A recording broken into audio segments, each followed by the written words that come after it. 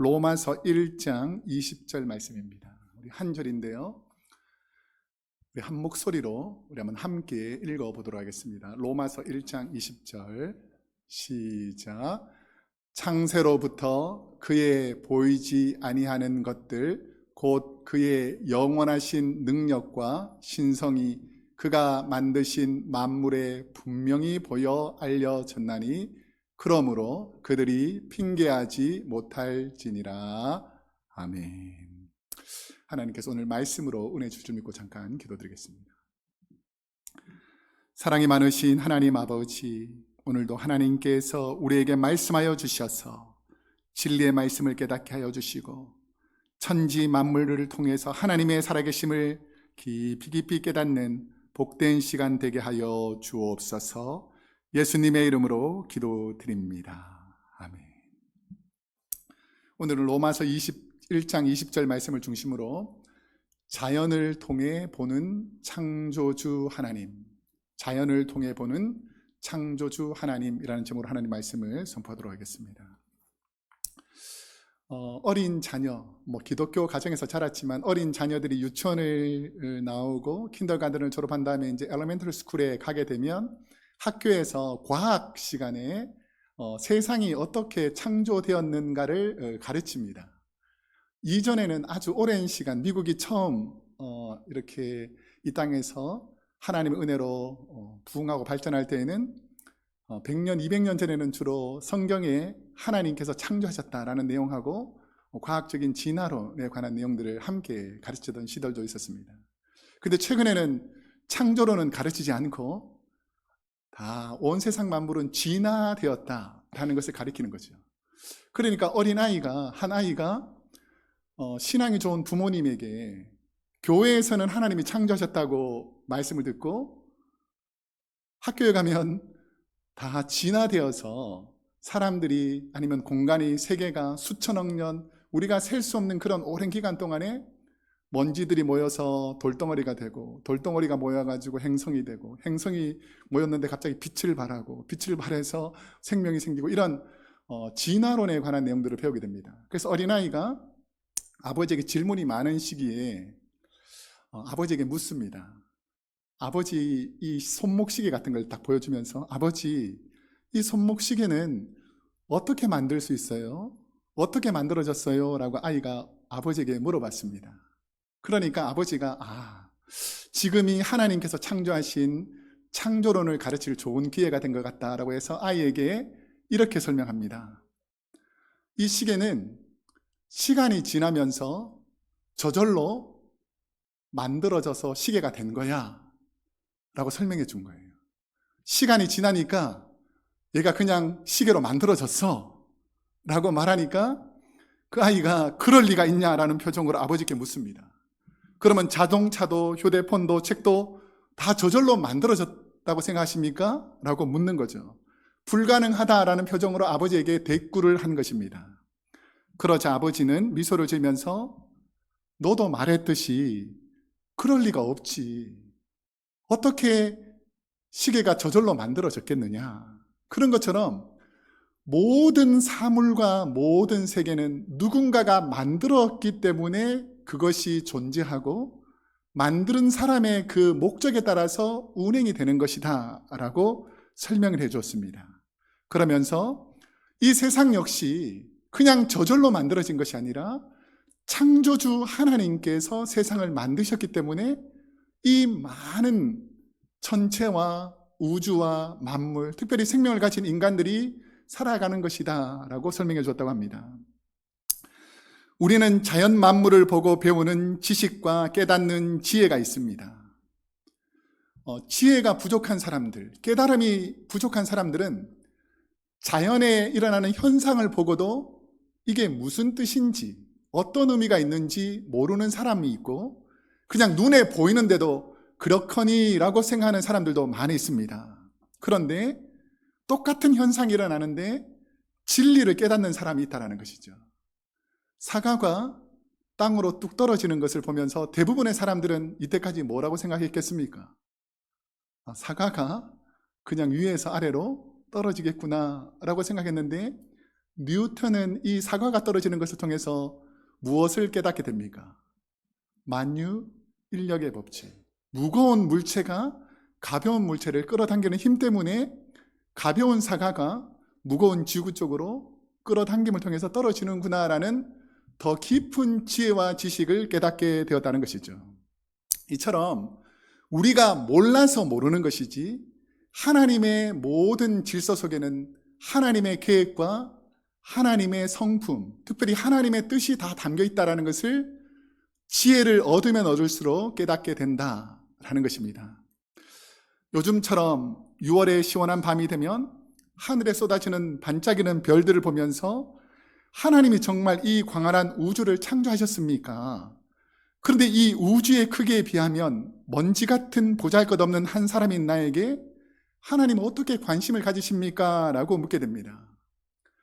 이와 비슷한 질문을 3000년 전에, 무려 3000년 전에 다윗이란 사람이 하나님께 시편 8편을 쓰면서 창조의 광대하심과 그 가운데 인간의 존귀함을 동시에 다윗의 마음을 통해서 이 광활한 우주 가운데, 그 넓은 우주 가운데 나 한 사람에게 하나님 관심이 있으십니까? 라고 하나님께 묻는 시가 나옵니다. 우리 시편 8편 3절에서 4절에 보면 주의 손가락으로 만드신 주의 하늘과 주께서 베풀어 두신 달과 별들을 내가 보오니 사람이 무엇이기에 주께서 그를 생각하시며 인자가 무엇이기에 주께서 그를 돌보시나이까? 라고 다윗이 수많은 도망생활, 도피생활 속에서 쏟아지는 별들 속에서 그 광활한 우주 속에서 나같이 보잘것없는 이 다윗에게 하나님께서 생명을 주시고 은혜를 주시고 보호하시는 것에 감사해서 지은 시입니다. 오늘 우리는 창조주 하나님의 모습을 자연을 통해 보는 귀한 시간이 될 것입니다. 하나님은 단지 성경을 통해서만 아니라 창조된 세계를 통해서 하나님의 뜻을 우리에게 나타내신다라고 성경 여러 곳에서 설명합니다. 이것을 뭐라 그러냐면 자연을 통해서 하나님의 뜻을 보여주는 것을 자연계시라 그럽니다. 자연계시. 자연을 통해서 하나님의 살아계심을 볼 수 있는 눈이란 뜻입니다. 자연계시란 하나님께서 자연세계를 통해 모든 인류에게 보편적으로 하나님의 존재를 드러내시는 계시입니다. 창조신학을 깊이 연구한 신학자 루이스 벌커프라는 분은 자연계시는 하나님의 존재와 속성에 대한 보편적이고 객관적인 계시이며 이는 사람에게 하나님을 인식할 수 있게 한다라고 말합니다. 이 말은 뭐냐면 우리가 지혜가 부족해서 하나님의 그 귀하고 높은 섭리를 몰라서 이 천지를 바라보면서 하나님을 보지 못하는데 지혜가 발전하고 하나님의 은혜가 발전하게 되면 이 놀라운 세상이 그냥 저절로 운행하시는 것이 아니고 이 놀라운 생명체가 저절로 생기는 것이 아니라 누군가가 이 세상을 운행하고 누군가가 생명을 주었기 때문에 우리에게 이런 일들이 일어난다는 것을 하나님의 말씀을 더 깊이 깨닫고 연구하는 사람에게는 하나님께서 깨달음을 주신다. 이게 바로 자연계시입니다. 자연계시를 설명하는 부분이 성경에 여러 군데 나오지만 그 중에서 제일 정확하게 잘 설명하는 부분이 오늘 로마서 1장 20절입니다. 이 말씀을 통해서 창조 세계 속에서 하나님을 어떻게 알 수 있는가, 그리고 그 사실이 우리 삶에 어떤 의미를 주는가라는 관점에서 하나님 말씀을 깨닫기를 소망합니다. 하나님은 자연 계시를 통해 무엇을 보여주시기를 원하시는가? 자, 로마서 1장 20절 초반부가 있는데요. 그러면 함께 한번 읽어보겠습니다. 시작. 창세로부터 그의 보이지 아니하는 것들. 하나님은 자연 계시를 통해서 하나님의 보이지 않는 영역까지 보여주시기를 원하신다라는 것입니다.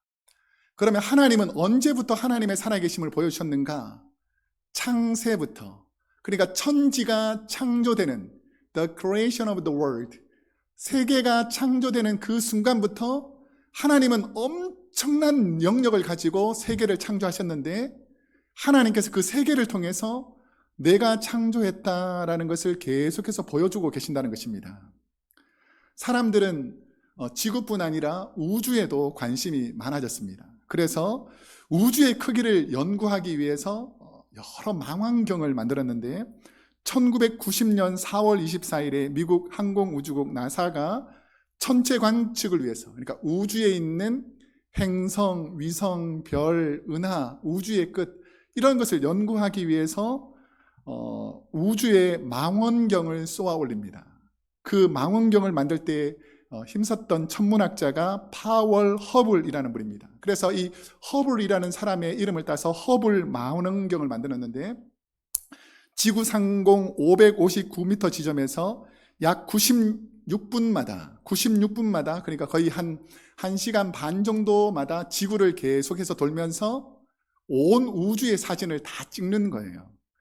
그래서 그 수명이 올해가 이제 마지막 수명을 마친답니다.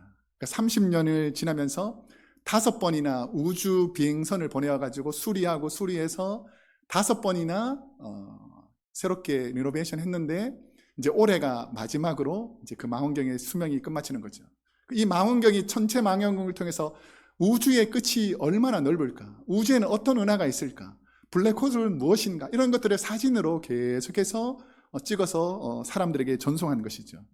2026년 내년부터는 새로운 망원경인 낸시 그레이스 로먼 우주 망원경을 발사해서 우주의 크기를 더 정확하게 재려고 노력하고 우주 끝에는 무엇이 있을까라고 사람들이 알기를 원한다는 것입니다. 자, 그러면 우리가 한번 생각해 보겠습니다. 여러분들이 한번 대답을 해보시면 좋겠어요. 우주의 크기는 어느 정도 될 것 같습니까? 지구의 크기 말고, 태양계까지 크기 말고 우주의 크기는 어느 정도 될까? 과학이 발달하고 인간의 지혜가 발달해서 우주의 크기가 어느 정도 될까라고 많은 사람에게 물어보면 거의 대부분의 사람들이 말하는 것이 공통적인 3가지가 있습니다. 첫 번째는 우주의 크기는 아마 무한할 것이다. 우리가 볼 수 있는 영역이 한계가 있는 것처럼 우리가 볼 수 있는 것이 이 정도지 우주의 크기는 너무너무 넓어서 무한할 것이다. 또 다른 표현은 우주는 아마 끝이 없을 것이다. 보통 사물은 끝이 있잖아요. 근데 우주의 크기는 끝이 없이 영원할 것이다 라고 생각하는 사람도 있습니다. 그 다음에 가장 많이 말하는 것이 뭐냐면 모른다, 알 수 없다. 우주의 크기를 우리가 어떻게 알 수 있느냐?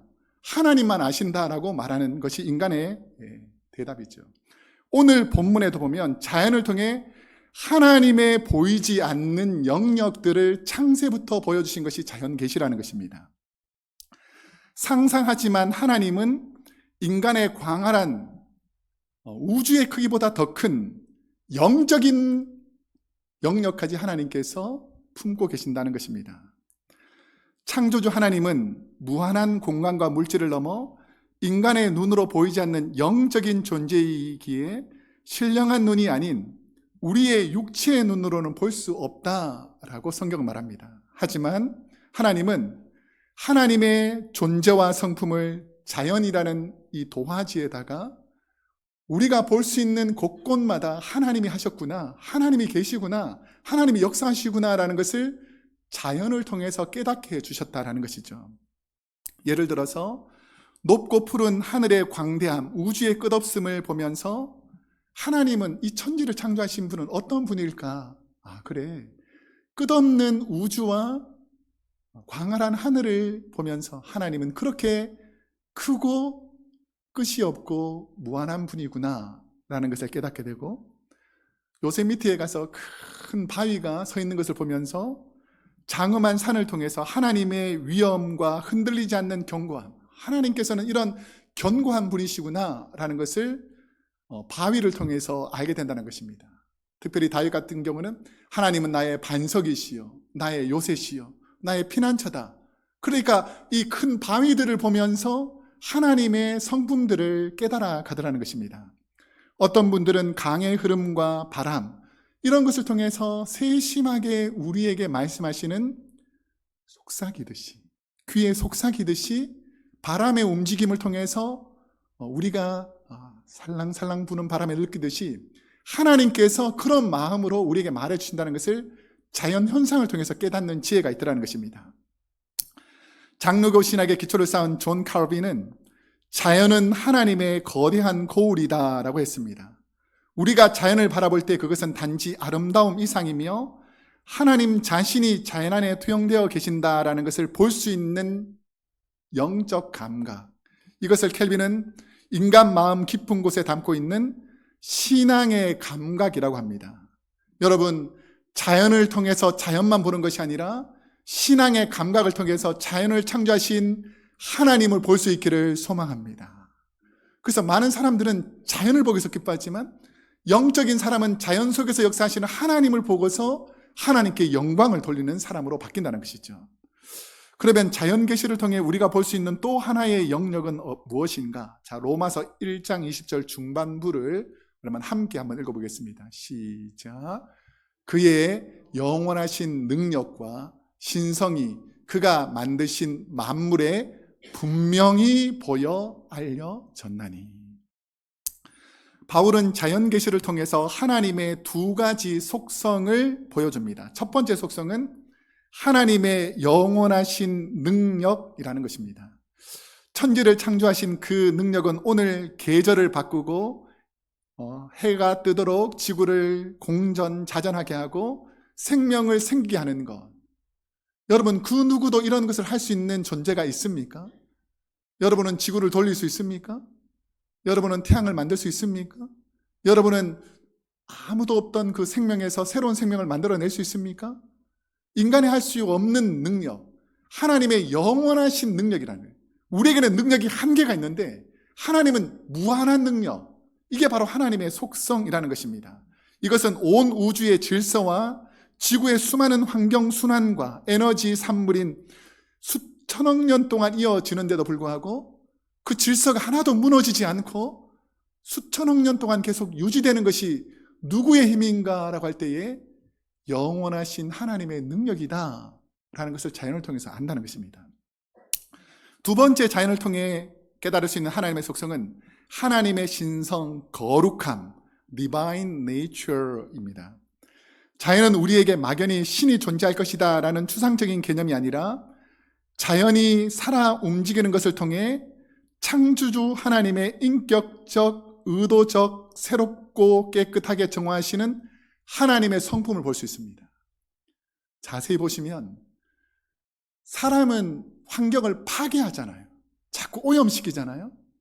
근데 자연은 파괴된 환경을 회복시킵니다.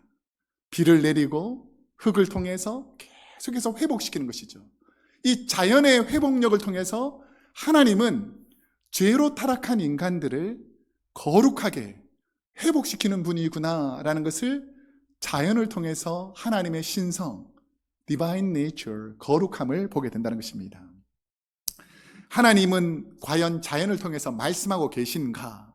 라고 우리에게 묻는다면 우리는 분명히 대답할 수 있는 여러 가지 근거들을 성경에서 찾아야 합니다. 온 세상이 죄악으로 가득해서 하나님께서 심판을 하셨죠. 그러면서 물을 온 땅에 가득 부어서 모든 생물들이 죽음을 맞이했습니다. 그랬을 때 노아의 가족들과 그 안에 있던 생물들은 살아납니다. 자, 그런데 사람들이 하늘에서 비가 오면 두려움이 생기는 것이죠. 혹시나 또 비가 내려서 우리가 다 죽으면 어떡할까라고 두려워할 때에 하나님께서 내가 다시는 물로 심판하지 않을 것이다 라고 하면서 우리에게 보여주신 것이 있습니다. 그게 뭐죠? 무지개입니다. 무지개. 내가 무지개를 볼 때마다 내가 다시는 심판하지 않겠다는 것을 무지개를 보면서 내 뜻을 기억하라 라고 무지개를 주셨다고 성경은 기록합니다. 그뿐 아니라 이스라엘 백성들을 괴롭히던 악한 이집트 왕 파라오와 백성들에게 하나님의 백성들을 괴롭히지 말아라 라고 하면서 10가지 재앙을 내려서 이집트 사람들이 섬기던 모든 우상들, 나일강, 파리, 개구리 이런 우상들을 통해서 재앙을 내리는 하나님의 능력을 보게 됩니다. 그뿐 아니라 선지자 엘리야에게는 하늘에 불이 내려서 하나님의 살아계심을 바알과 아세라 선지자 850명 선지자들에게 보여주셨습니다. 이처럼 자연을 통해 알 수 있는 하나님의 성품에 대해서 신학의 기초를 닿았던 성 어거스틴은 하나님이 만드신 이 세상은 하나님이 말씀하시는 첫 번째 책이다. 우리가 그 글씨를 읽지 못할 뿐이다 라고 말하면서 하나님은 자연을 통해서 우리에게 계속해서 보여주시고 말씀하시는데 우리가 깨닫지 못해서 하나님의 뜻을 모른다라고 말하고 있습니다. 그러면 하나님의 살아계심을 자연을 통해서 보여주시는 하나님의 자연 계시의 목적은 무엇인가? 왜 하나님께서는 자연을 통해서 하나님의 살아계심을 보여주실까? 자, 로마서 1장 20절 후반부 마지막 부분을 우리 한번 함께 읽어보겠습니다. 시작. 그러므로 그들이 핑계하지 못할지니라. 자연이란 큰 울타리 속에 사는 인간은 누구도 하나님이 계신 줄 몰랐다고 핑계할 수 없다라고 하나님께서 말할 것입니다. 이 말씀은 하나님을 만나지 못한 사람에게는 엄청나게 심각한 말씀입니다. 바울은 모든 사람은 하나님의 뜻에 책임이 있다라고 말하죠. 왜냐하면 자연만으로도 하나님의 존재, 하나님의 계심을 알 수 있도록 하나님께서 창조하셨기 때문입니다. 나는 하나님이 계신지 몰랐습니다. 하나님이 계신 것을 믿지 못하겠습니다라고 하는 사람에게 내가 수많은 자연 환경을 통해서 내가 살아있음을 보여주었는데 너가 믿지 않았을 뿐이다 라고 말하는 것이죠. 우리는 하나님이 계심을 몰랐다라고 말할 수 없습니다. 별과 태양과 행성의 움직임을 보면서 우리는 하나님의 질서와 설계를 감지해야 합니다. 새 생명이 태어나는 것을 보면서 우리는 무에서 유로 생성되는 창조의 손길이 있음을 기억해야 합니다. 하나님의 흔적은 우리가 숨쉬는 공기 속에서, 들리는 새소리 속에서, 발 아래에 있는 흙 속에서도 하나님이 창조하셨고 하나님이 역사하시는구나 라는 것을 깨닫게 된다는 것이죠. 그러나 자연 계시만을 통해서 하나님을 알기란 충분하지 않습니다. 자연 계시는 하나님이 계신다라는 존재의 사실을 우리에게 알게 해줍니다. 그러나 그것만으로는 구원의 메시지, 곧 예수가 그리스도이심을, 십자가와 부활에 대해서 알 수 없습니다. 그래서 하나님은 우리에게 성경과 예수 그리스도의 복음을 주셨습니다. 자연으로만으로는 충분히 깨닫지 못하기 때문에 하나님께서는 성경을 우리에게 주셨고 그리고 예수 그리스도의 복음을 주셨습니다. 이것을 특별 계시라고 합니다. 자연은 하나님의 살아계심을 찾는 안내판 정도라면 예수님을 통한 복음은 죄사함, 십자가, 부활, 천국, 구원의 은혜라는 하나님 나라 천국으로 가는 길을 보여주시는 특별 계시라는 것이죠. 사랑하는 성도 여러분, 자연을 통해서 하나님의 살아계심을 확실히 깨닫지 못한다면, 자연 계시를 통해서 하나님이 어떤 분인지 모르신다면 성경 속에서 분명히 말씀하시는 이 특별 계시를 통해서 하나님의 살아계심을 깨달아야 구원의 은혜가 임한다는 것입니다. 자연 속에서 하나님의 영광을 보며 자연을 감상할 때 단순히 자연은 아름답다라는 감상에 그치는 사람이 있습니다. 그런데 복음으로 구원받은 우리는 자연을 통해서, 성경 말씀을 통해서, 예수님의 생애를 통해서, 성령의 능력을 통해서 살아계신 하나님을 볼 수 있어야 됩니다. 하늘을 바라보면서 하늘만 바라보는 것이 아니라 하늘 너머에 있는 천국이 보여야 되고, 우리 주위에 있는 사람을 통해서 사람만 보이는 것이 아니라 그 사람 안에 계시는 하나님의 모습을 볼 수 있는 영적 감각이 이 특별 계시를 통해서 일어난다는 것입니다. 존 캘빈은 자연 계시를 인정하지만 왜 사람들이 하나님이 보이지 않고 하나님의 특별 계시가 보이지 않는가?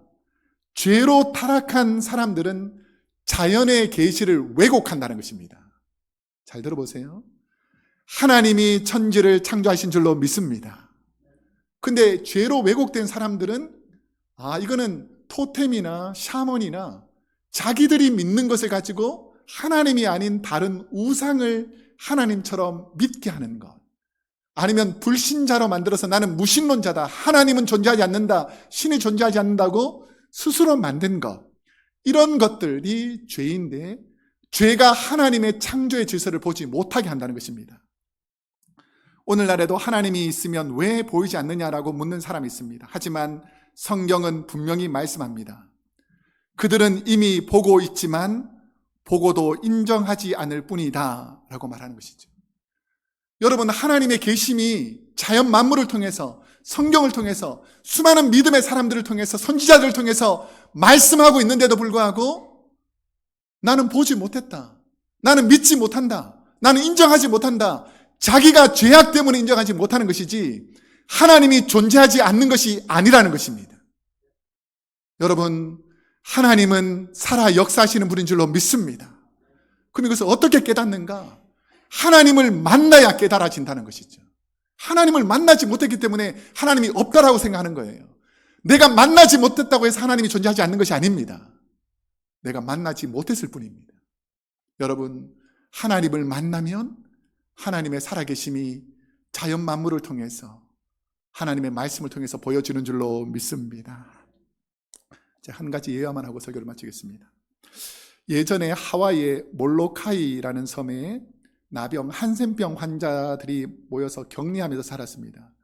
우리가 잘 아시겠지만 한국에도 나병 환자들이 전염성이 높다고 생각해서 그 소록도라는 곳에서 사람들을 격리시켰고, 그곳에서 목회하셨던 목사님 중에서 애양원을 통해서 목회하셨던 손양원이라는 목사님이 계십니다. 이처럼 하와이 몰로카이 섬에는 벨기에 출신 젊은 선교사가 이 하와이에 나병 환자들이 많은데 아무도 돌봐주지 않는데 이분이 은혜를 받고, 하나님, 제가 저 버림받은 사람들, 아무도 가까이지 않는 사람들, 저 나병 환자들에게 가서 복음을 전하겠습니다 라고 한 벨기에 선교사가 다미안 드 베우스트르라는 분이 있습니다. 이 분이 하나님의 복음을 통해서 몰로카이 섬에 가서 복음을 전하게 되죠. 근데 복음을 전하는데 젊은 청년, 건강한 청년이 와서 아무리 복음을 전해도 믿지를 않는 거예요. 왜냐하면 당신은 건강하니까 그렇게 말할 수 있지, 당신은 우리랑 다르게 아무 문제가 없으니까 하나님이 믿으면 좋다고 말하지만 우리는 사람들에게 외면당하고 고통당하는 우리의 마음을 아느냐라고 늘 복음을 거부했습니다. 그때 다미안 선교사님은 하나님께 기도합니다. 하나님, 저들과 가까워져서 복음을 전하게 해주십시오라고 매일 기도합니다. 그들과 함께 먹고, 그들과 함께 자고, 그들과 함께 시간을 보내면서 드디어 이 다미안에게 나병이 전염된 거예요. 여러분 같으면 복음을 전하러 갔는데 나병이 전염되었다. 그럼 여러분은 어떻게 생각하겠습니까? 하나님, 왜 나를 이렇게 실망하십니까? 왜 나에게 이렇게 고난을 주십니까? 라고 생각할 수 있는데, 다미안 선교사는 손을 들고 하나님께 감사했다는 것입니다. 하나님, 저도 이제 그들과 같이 나병에 걸려서 그들과 함께 고통하며 그들과 함께 아파하며 그들에게 하나님의 사랑을 전해줄 수 있도록 나병이 걸리게 해주셔서 너무너무 감사합니다 라고 하나님께 고백했다는 것입니다. 그 자서전에 보면. 그러면서 그 이후에 그들에게 가서 복음을 전하고 결국 그곳에서 나병으로 순교하게 됩니다. 그 이후에 수많은 사람들이 이 사람을 보니까 하나님이 살아계시는구나, 자기의 목숨까지도 아까워하지 않고 우리에게 사랑을 전하는 걸 보니까 이 복음이 진짜구나라는 것을 깨닫게 됩니다. 그분이 누구셨을까요? 예수 그리스도라는 것입니다. 하나님이 하늘에 계시지 왜 이 땅에 오셨는가? 하나님이 그냥 하늘에 편안하게 계시지 왜 이 땅에 오셨는가? 왜 죄인이 되셔서 십자가에서 돌아가셨는가? 그 이유는 바로 우리를 살리고자, 우리처럼 죄인이 되셔서 우리의 모든 죄값을 담당해 주시고 하나님의 은혜로 구원해 주신 것이 바로 하나님의 사랑, 이게 특별 계시라는 것이죠. 여러분, 예수를 통해서 하나님의 살아계심을 분명히 깨달을 수 있기를 주님의 이름으로 축복합니다. 이제 말씀을 맺겠습니다. 창조의 목적은 단순히 아름다움이 아닙니다. 창조는 하나님을 알게 하고 그 하나님께로 돌아오게 하기 위한 하나님의 초대장입니다. 그리고 이 창조의 중심에는 인간을 죄에서 구원하시려는 하나님의 구원의 사랑, 용서의 십자가가 있음을 기억하셔야 합니다. 오늘 우리가 모두 자연 만물을 통해 창조주 하나님의 살아계심을 깨닫고 특별 계신 예수님의 복음을 통해 천국을 볼 수 있기를 주님의 이름으로 축복합니다. 기도하겠습니다. 사랑과 은혜가 풍성하신 하나님 우리 아버지, 오늘 우리를 사랑하여 주시고 은혜를 내려주셔서 하나님의 말씀, 진리의 말씀을 통해서, 자연의 계시를 통해서 살아계신 하나님을 볼 수 있는 은혜를 주셨는데, 예수 그리스도를 통해서 진리의 복음을 믿고 천국 가는 그날까지 하나님 바라보는 은혜의 자리에 있게 하여 주옵소서. 예수님의 이름으로 기도드립니다. 아멘.